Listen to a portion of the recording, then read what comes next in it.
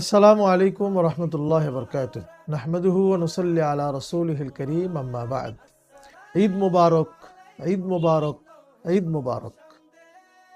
প্রিয় ঢাকা মহানগরবাসী, সকল প্রশংসা সেই মহান রব্বুল আলামিনের জন্য, যিনি আমাদেরকে একটি মাস সিয়াম সাধনা করার তৌফিক দিয়েছেন। একটি মাস রাত জাগরণ ইবাদত গুজারের মাধ্যমে আমাদেরকে একটি আনন্দ ঘন দিনের প্রান্ত পর্যন্ত আমাদেরকে পৌঁছে দিয়েছেন। ঈদ উল ফিতরের এই দিবসকে বলা হয়েছে ইয়াউমুল জাইজা, অর্থাৎ প্রতিদান দিবস।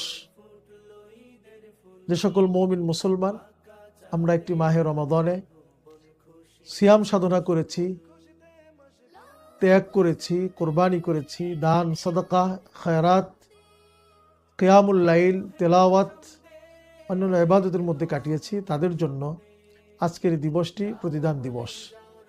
প্রিয় ভাই বোনেরা, মাহে রমাদান আমাদেরকে তাকওয়ার শিক্ষা দিয়েছে। মাহে রমাদান আমাদেরকে সহমর্মিতার শিক্ষা দিয়েছে।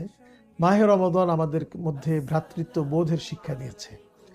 এই শিক্ষা কেবল মাহে রমাদানের জন্য নয়, এটি আমাদের বাকি 11টি মাস যেন আমরা এই শিক্ষার উপরে চলতে পারি, সেটাই এখন মুখ্য বিষয়।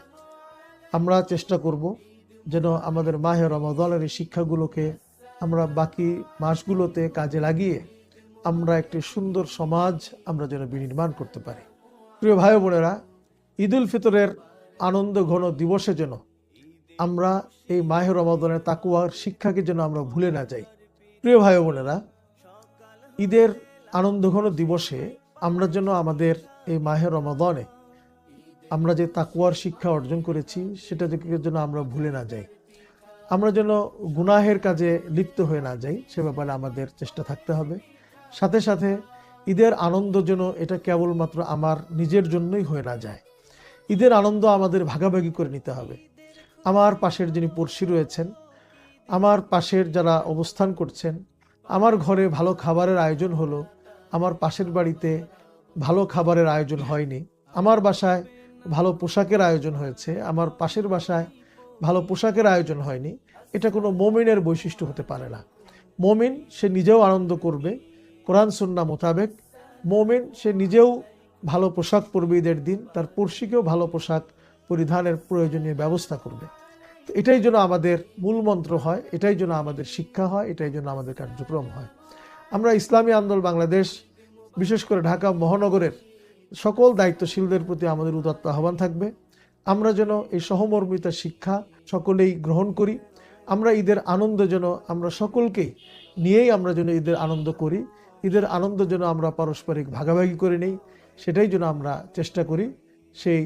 সে আহ্বান আমার পক্ষ থেকে, আমাদের সংগঠনের পক্ষ থেকে সকলের প্রতি রইল। প্রিয় ভাই বোনেরা, আমরা আগামী দিনের অঙ্গীকার করি, আমরা আগামী দিনে একটি বৈষম্যহীন বাংলাদেশ গড়ে তুলব।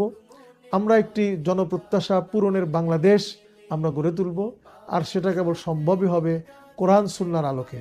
আসুন আমরা কোরআন সুন্নাহর আলোকে একটি জনপ্রত্যাশার বাংলাদেশ গড়তে আমরা সকলেই ঐক্যবদ্ধভাবে এগিয়ে যাই, শপথ গ্রহণ করি। আল্লাহ তাআলা আমাদের সহায় হন।